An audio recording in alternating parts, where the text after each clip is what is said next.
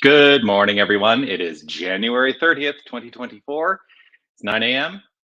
Here we are on Facebook or YouTube or our website at unitytucson.com. And we've joined together for this mindful moment, which is an opportunity I take every single weekday at 9 a.m. to engage in some spiritual practice. I'm Dr. Jonathan Zenz. I'm the spiritual leader at Unity of Tucson. And I'm so grateful that you've decided to share a few moments with me this morning. Um, yes, the mindful moment, I do this every single weekday because it is an invitation for me to be consistent in my spiritual practice. And by affirming that I will go live on video every single weekday means that I also have a strategy for accountability in my spiritual practice. So that's what we're here to do.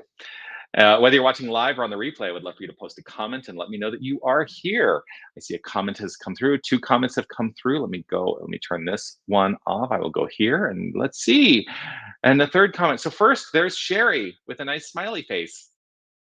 Hi, Sherry. Grateful to see you. William, the glorious days continue in Tucson. Yes. Good morning to you as well. Grateful to see you.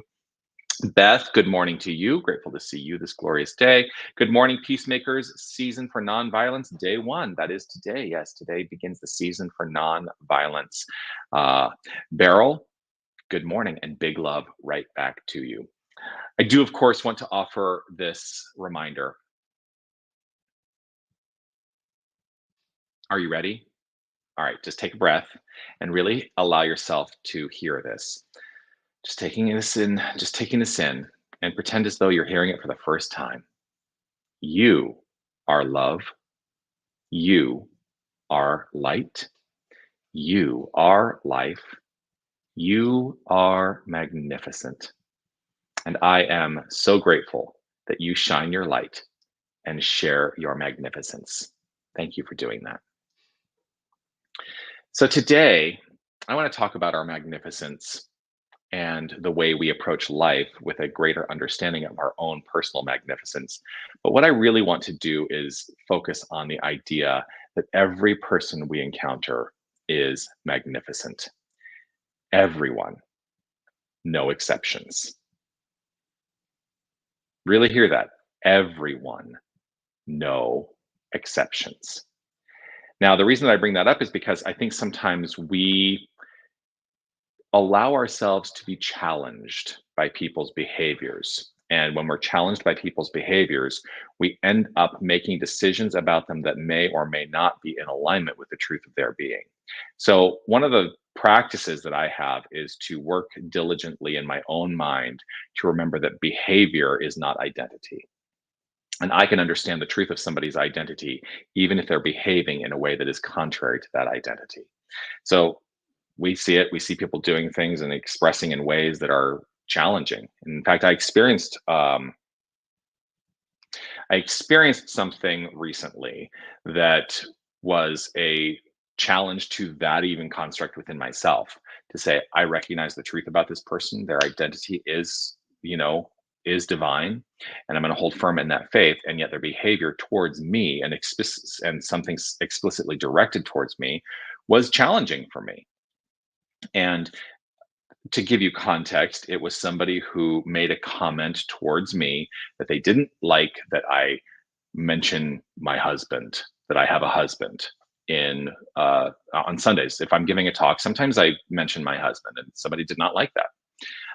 And what is clear to me is that there's an implicit bias that is expressing itself by means of this person, and I'm not going to hold them at fault for that. One of the things that I will do, though, is I'm going to invite them to rethink that, because that bias may or may not be working for them. One of the things that I'm always really interested in is really looking at how are my biases playing out?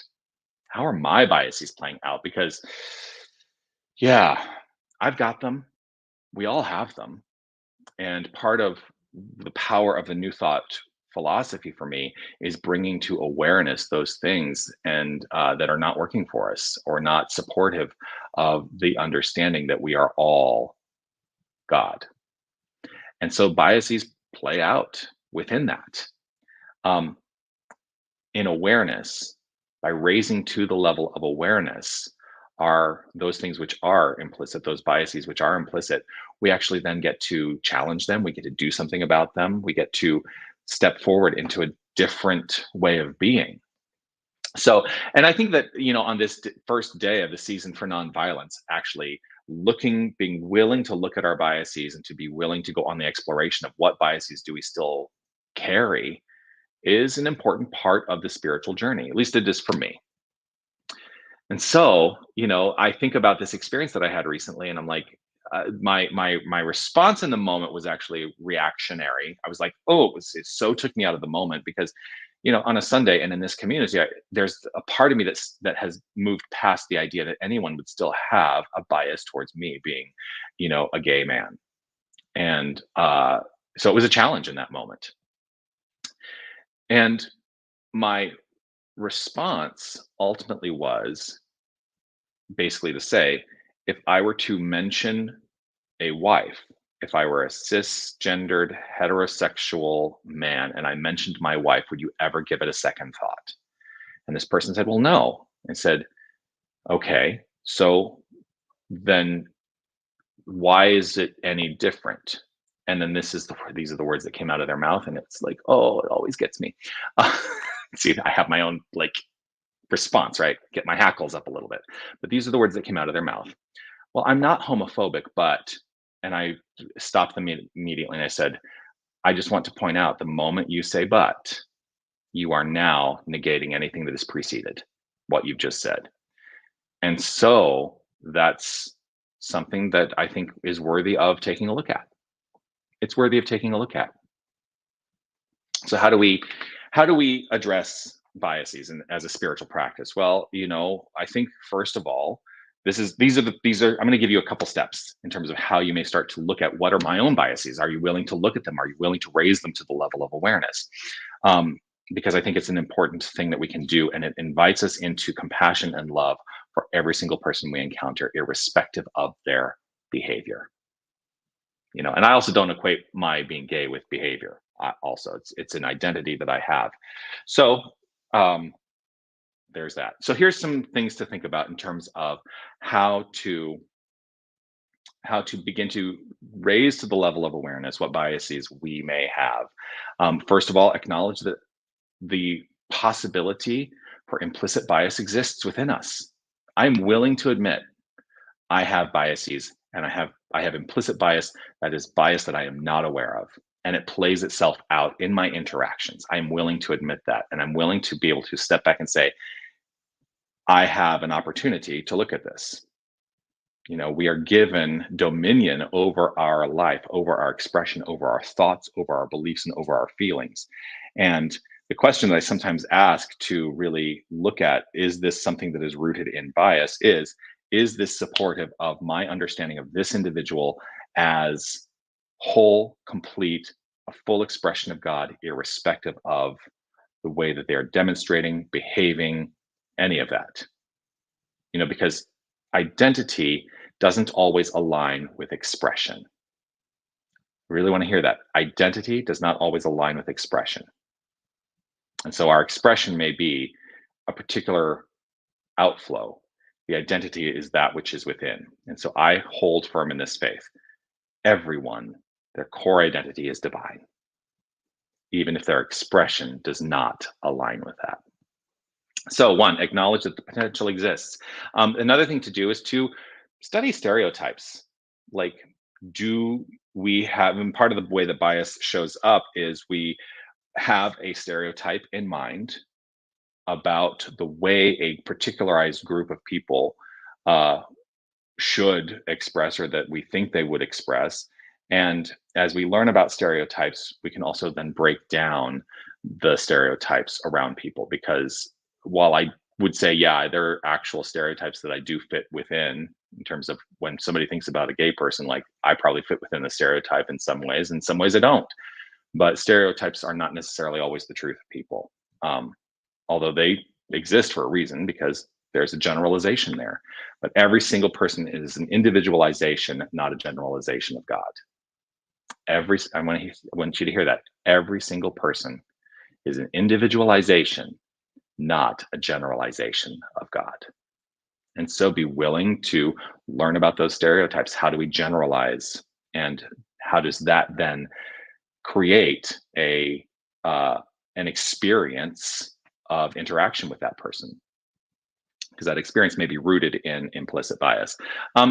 Also, be willing to broaden your focus, to expose yourself to different ways of being, different circumstances, different experiences.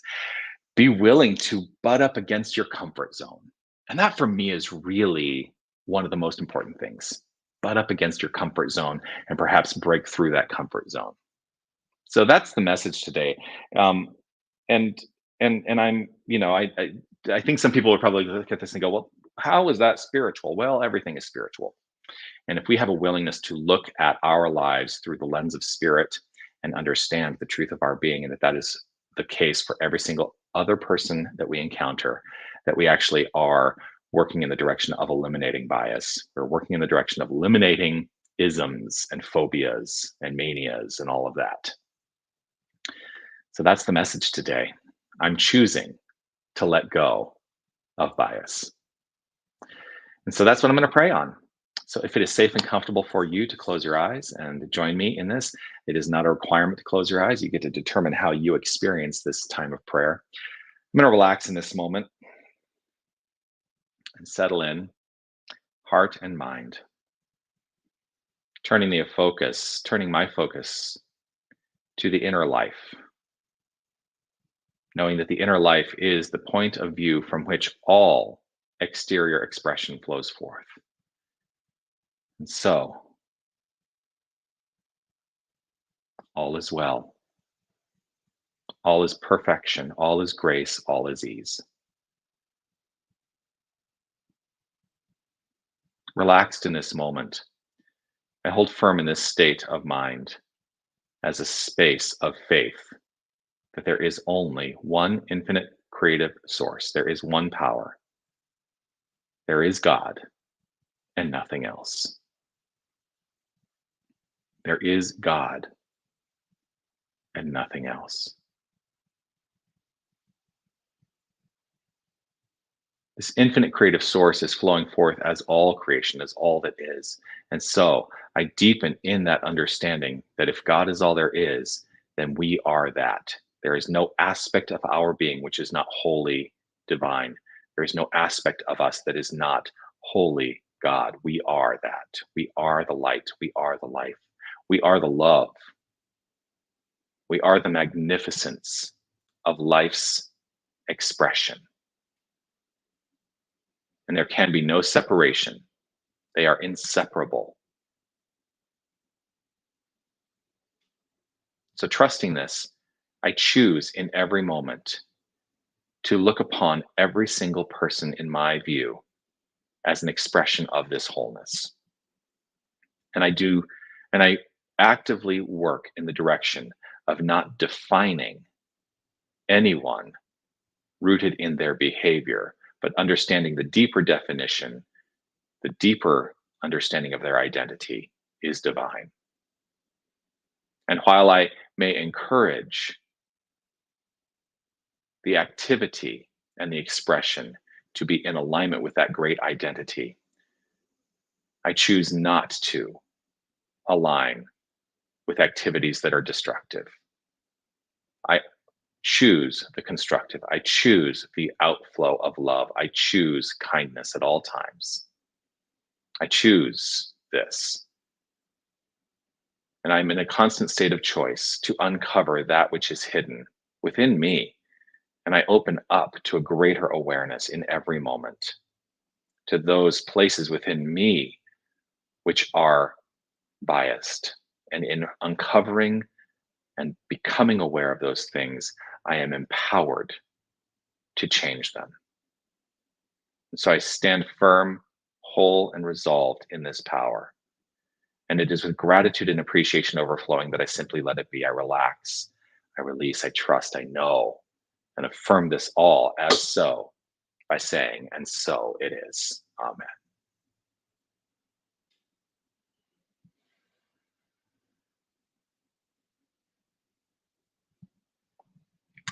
And so it is. Always a delight to share this time with you, and I'm grateful for this opportunity to have this open dialogue, open discussion, open opportunity. And if anything comes up for you, you can always reach out to me. You can always send me an email at revjonathan@unitytucson.com. And yes, it sometimes takes me a full day to respond to all the emails that come through. But if an email warrants a response, I promise you will get a response.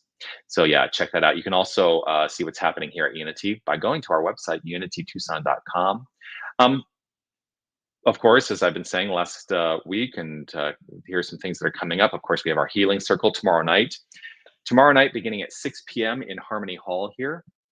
The healing circle is an opportunity to come together and address in mind, in consciousness, in heart, that which needs healing in our lives. And so would love to see you there as the prayer chaplains of this community hold you in the hands of grace in whatever it is you're looking to have healed.